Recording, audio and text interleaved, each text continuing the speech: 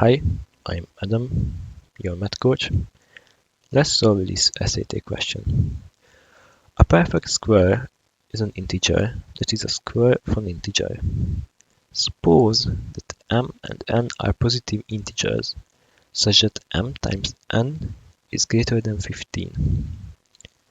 If 15mn is a perfect square, what is the least possible value of m times n? If you want to give this problem a try, pause the video. So let's see how we can solve this.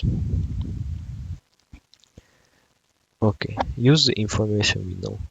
Perfect square is an integer that is square of an integer. What does that mean? So if we have a perfect square, let's say x, then square root of x, okay, this is not square, then square root of x must be, okay, so if we can write x up like, I don't know, let's say 2 times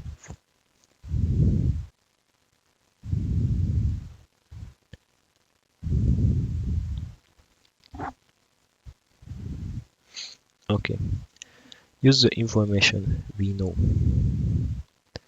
Perfect square, okay, well, no, we use that later. We have to use, what do we use first? Suppose that m and I are positive integers.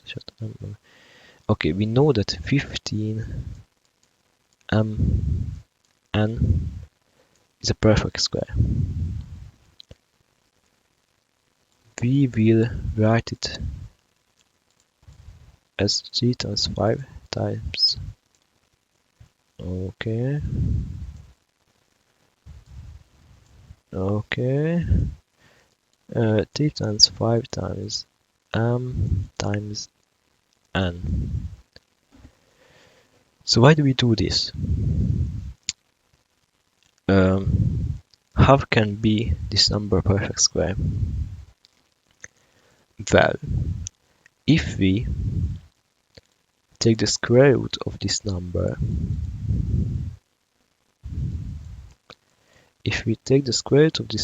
then it would be a whole number. It would be an integer. When can we achieve that? We can achieve that if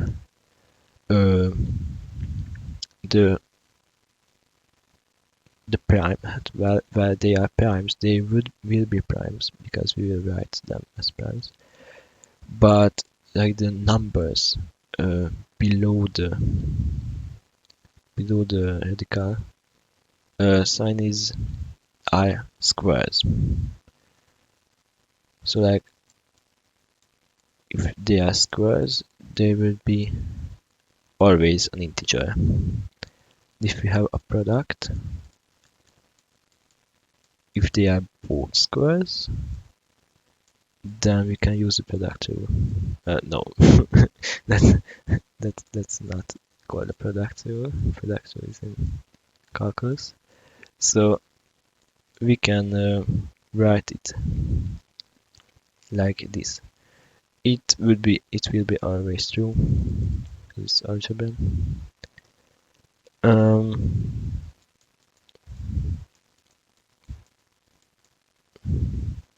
Yes. So what's our goal? Our goal is that we will have to make this a number in this form, such that every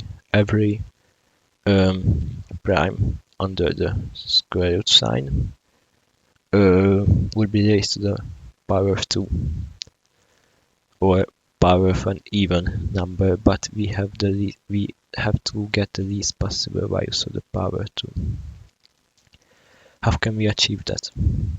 Well, we can see it simply that 3 times 5, we would have to have a 3 and a 5, so they are both squares, and it would be 3 times 5, which is an integer.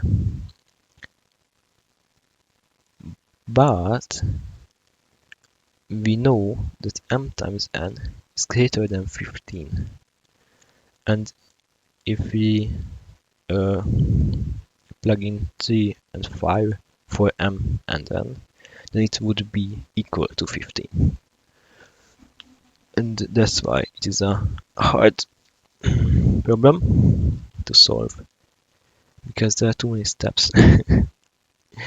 So what do we know? We know that this number, if m times n is equal to 3 times 5, then it would be an integer. This number would be an integer.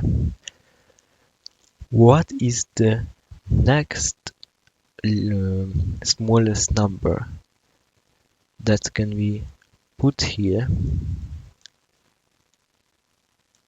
in a way that it would be also an integer? Well, we could put here 1, but that doesn't really change the value of m times n. So the next one we could put here to this would be an integer. An integer that is greater than 1, it is 2. Because then this would be 2, and this would be 2 to the second power, that is 4.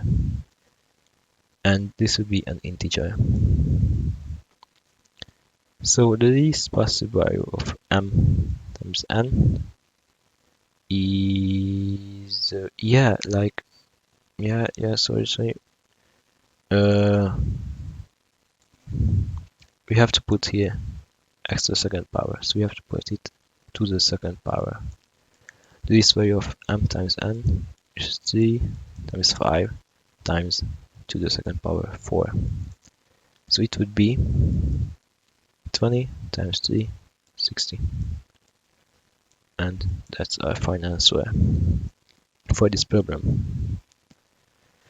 Okay, I hope my explanation is understandable.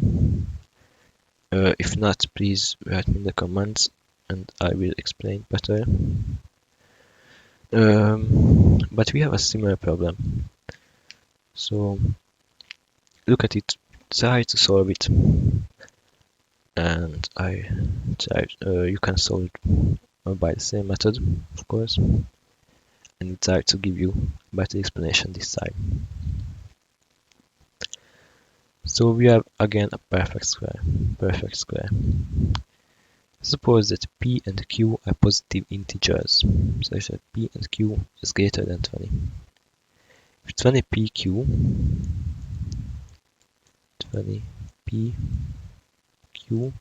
perfect square, what is the least possible value of p and q? So this would be, we have to have here, like it's 20, so p and q has to be 20, so it would be 20 squared, so it would be 20 is an integer, then it would be a perfect square. So if p and q is 20, then it would be a perfect square. What's the problem with that? P and q is greater than 20. So we have to have 20 pq is equal to 20 times some number x. Then p and q would be equal to 20x. Why? Because if we put here back 20 times, sorry, I forgot to for the place p and q, we put back 20 times x squared, and then it will be 20 squared times x squared, 20x. So if x is an integer, then this would be a perfect square because its square root would be an integer. Again, what is this? So x is an integer, we know. What is the smallest integer we can use? 1 doesn't change the value, so 2. So p and q would be equal to 20 times 2 squared, 20 times 4, 80. And that's our answer. Did you manage to solve it? Tell me in the comment section. If you want to see more problems like this, check out my other videos. These